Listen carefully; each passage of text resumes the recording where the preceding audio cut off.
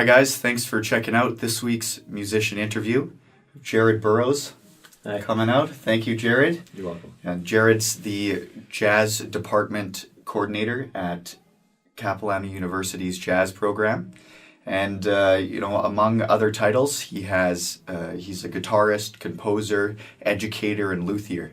And Jared, do you want to introduce yourself a little bit and say what you've been up to? Yes, as you said, I'm the coordinator of jazz studies at Capilano University, which means that I am the administrator for the department, and I also teach here. Yeah. Direct large ensembles, big band, and a vocal instrumental group.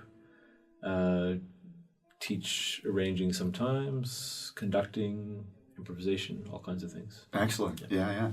And before Cap University and working at the university, you went all the way through the jazz program yourself, and then you went on to go to the University of Oregon, I believe. I was here in 1989, 1990, and at that time there was no jazz program. It was called the Commercial Music Program. Okay. And so actually there were very few people that were interested in jazz. There were just a small handful of us. So I was here for 2 years doing that, and then I went on to degree in composition at SFU, and then another degree in composition at University of Oregon, and then a degree in jazz studies at University of Oregon, the master's program, and then a Ph.D. in education at SFU. Significant. Wow. Well, took a long time. Yes. That's all I'll say. Absolutely. And I was going through your bio a little bit, and around that time too, and going all the way through, you've played a lot of concerts, festivals, shows, done some television and film. Mm-hmm. Is that right? That's right. Great. Many thousands of gigs. Awesome. And so what really drives your art to spend so much time in school and to play so many thousands of gigs? Like, what's the fire behind your art? Well, that's a difficult question, actually. I don't know what it is. I just have always been driven to accomplish things. And music is a very challenging field. It's something where it's a thing where you can work, and you never come to the end of it. You never master anything in music, and so there's always room for improvement and growth. And I guess I'm probably motivated by a desire to grow and improve. Great. Yeah. Just the challenge and coming up with something new. Just a each challenge. day. Yeah. Mm-hmm. Great. And so, like, what does your art mean to you? You're able to create all this music for audiences and help nurture music to students coming to the university and your own students. What does jazz mean to you, or your music? Well, you included the teaching part of it in there, which is related but separate to some degree. I mean, I don't think about that much, what it means. I mean, it's like asking, what does it mean to have hands, or what does it mean to have knees? Like, to me, there's no meaning in it. It just is. It's what I do. And I don't really, it's almost like I don't have a choice in it. This is just what I do, what I need to do. And so I do it, like eating or sleeping. It's just a need. It's part of you. Yeah, so there's no external motivation. Certainly, our culture as a whole doesn't encourage people to pursue art or education or self-improvement of any kind, really, without some kind of external reward. And of course, there isn't that in music. So I think anybody who wants to be involved in music has to have this internal sense of need. Some people would call that a passion. I don't really like that word. I mean, I think it's just either you want to do it and you need to do it, or you don't. Right. And if you're not motivated, then I couldn't tell you how to become motivated. Right? I can show you my excitement about something. I can share with you things that excite me, but I can't make you be motivated or change the way that you feel or think about music. Absolutely. That's up to an individual. Yeah. Great answer. I love that. You also get to see so many students who are coming up and up-and-coming musicians Do you have any suggestions or tips on attitudes that up-and-coming musicians or students might approach music?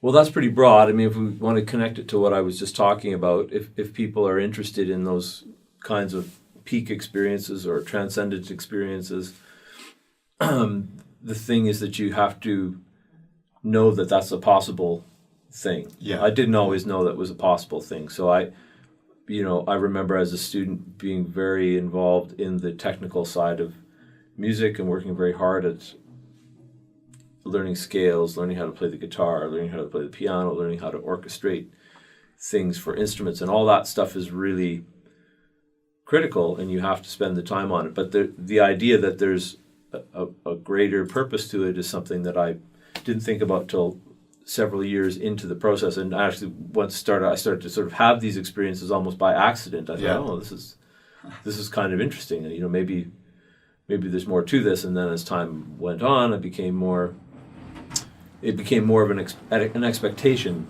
in performance. And so if a young person is aware that music is that kind of a special thing, it's not just a technical skill, although it is a technical skill. It's not just an academic mode of inquiry, although it is an academic mode of inquiry. Uh-huh.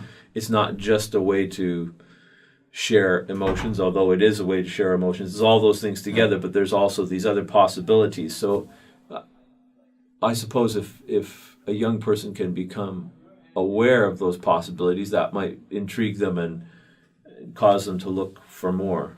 Yeah, just possibilities, great feeling, and also just having it as part of you. That sounds great. Yeah.